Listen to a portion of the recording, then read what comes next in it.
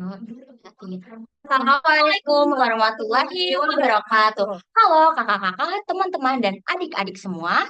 Sebelumnya kita ucapin terima kasih yang sebesar-besarnya karena udah sempat hadir di Zoom pada malam hari ini. Kita sebelumnya mau kenalin diri terlebih dahulu ya. Aku Adila Justisia, Dan aku Maro Auliaizati.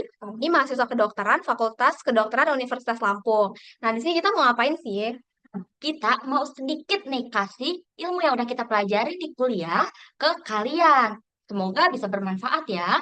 Nah, jadi judul dari Zoom kita pada malam hari ini adalah sering menahan kencing, Gak gak bahaya. bahaya, tak? Kita langsung aja ya guys ya.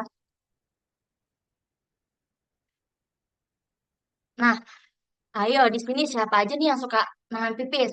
Tentu kita juga kadang-kadang suka nahan pipis sih. Benar. Siapa coba kalau misalnya lagi drakoran, kalau misalnya lagi di kelas, kalau misalnya lagi konser gitu. Terus kebelet pipis, kamar mandinya jauh. Pasti kan mager tuh. Betul. Pasti mager. Nah, sebenarnya kalau misalnya sekali dua kali ya nggak apa-apa sih. Tapi kalau misalnya terus-menerus kita nahan pipis, kita yang harusnya dikeluarin tapi kita tahan terus, itu bisa jadi bahaya loh ke kesehatan kita. Sebelumnya, aku mau jelasin dulu nih gimana proses terbentuknya urin atau air seni atau kencing gitu. Nah, sebelumnya di sini itu ada gambar, ini adalah ginjal kita, terus ini ada salurannya, dan di sini ada kandung kemih, tempat menampung urin. Jadi yang menghasilkan urin itu adalah ginjal, di mana nanti dia bakal ditampung di kandung kemih, dan untuk kapasitas dari kandung kemih itu sendiri sekitar 500 ml. Dan normalnya kandung kemih itu akan penuh dalam waktu 3 sampai 4 jam. Jadi manusia normal itu bakal kebelet pipis dalam waktu 3 sampai 4 jam. Urin sendiri itu adalah limbah sisa metabolisme tubuh kita yang udah nggak kepake lagi, jadi harus dibuang gitu. Nah, kok bisa kita kebelet pipis? Nah, ini terjadi dari saat kandung kemih kita udah penuh, itu saraf-saraf di sekitar kandung kemih bakal ngirim sinyal ke otak. Nanti dia bakal kayak mengirimkan balik sinyal ke kandung kemih untuk ngeluarin si urin kita tersebut. Jadilah kita kebelet pipis gitu. Nah, apa yang bakal terjadi kalau kita sering nahan pipis?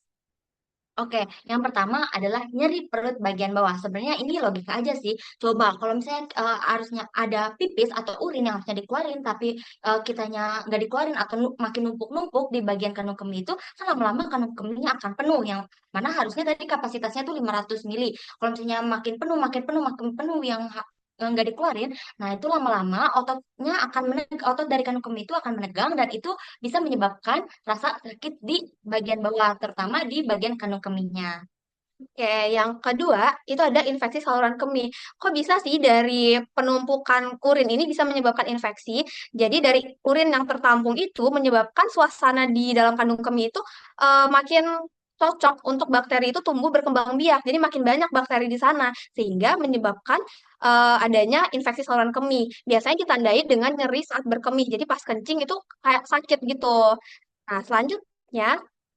Dia adalah inkontinensia urin. Ini hubungan juga nih sama yang tadi yang pertama yaitu tentang otot. Kalau misalnya sekali dua kali tadi nahan kencing ya nggak masalah. Tapi kalau misalnya kita nahan kencing terus, otot itu akan berusaha makin keras untuk membantu menahan biar nggak keluar gitu. Tapi lama-lama ya otot juga punya batas kemampuannya. Lama-lama dia akan mengalami kelemahan. Ketika terjadi kelemahan, kandung kemih udah nggak bisa lagi mengontrol urin, menampung urin. Akan terjadi pengeluaran urin atau pipis yang nggak kontrol atau disebut dengan gampang mengompol. Oke, yang keempat atau yang terakhir itu ada batu ginjal. Mungkin kita udah sering dengar ya batu ginjal gitu.